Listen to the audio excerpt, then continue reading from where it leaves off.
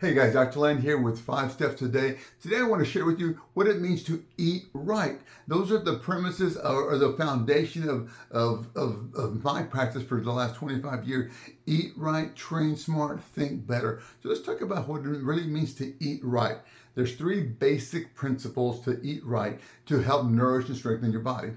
First principle of eat right is do no harm to your tummy, right?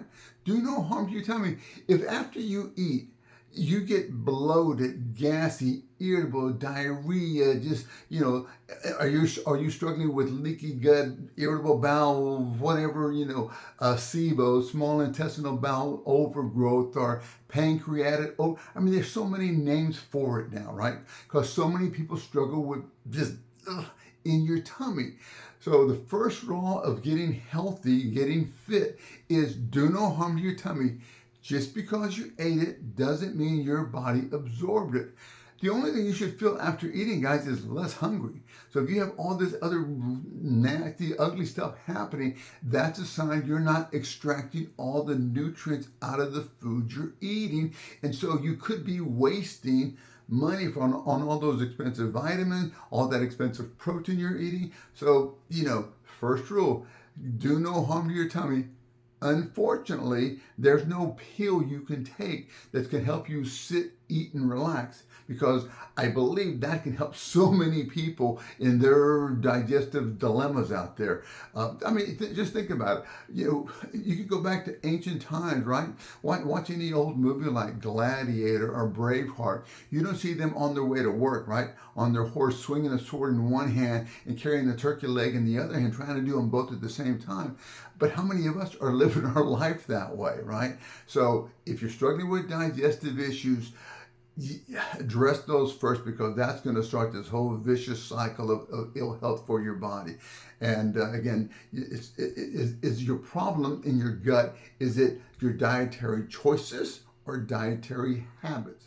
Are you choosing to eat all the wrong foods that don't help with your digestion? Or, poorly combining your food and you're just making some really bad combination of foods? Or is it your dietary habit? Do you constantly eat on the go, on the run, in the hurry, in the car? If you are, you're turning your digestive system off, right? When you're eating on the go, you're not allowing your digestive system to kick in and do its job. So you need to learn to, when it's time to eat, to sit, eat, and relax.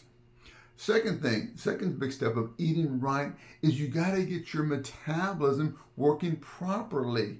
When you're born, your metabolism is kind of set to where you'll burn about 80% of your calories from fat.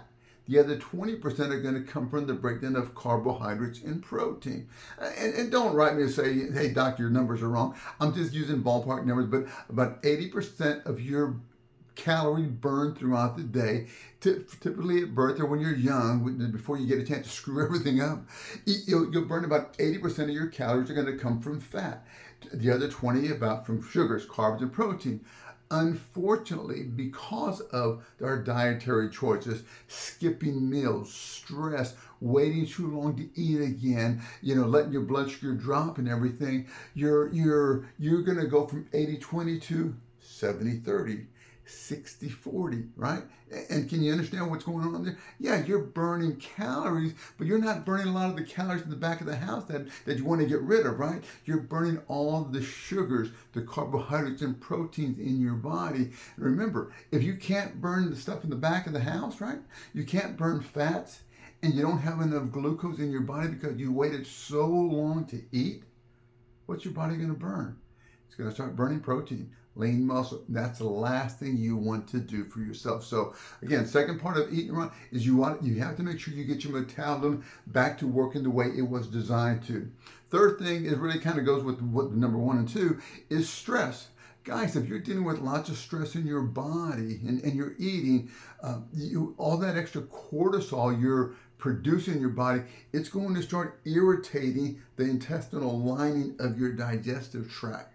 That's no good for you, okay? So stress is a powerful negative force on the body. Make sure you recognize it, but those are the big 3 things that are out there. So hope that's helpful. I'm Dr. Len with 5 Steps a Day. Until next time, if you like the information, please share it with somebody. Until next time, bye-bye.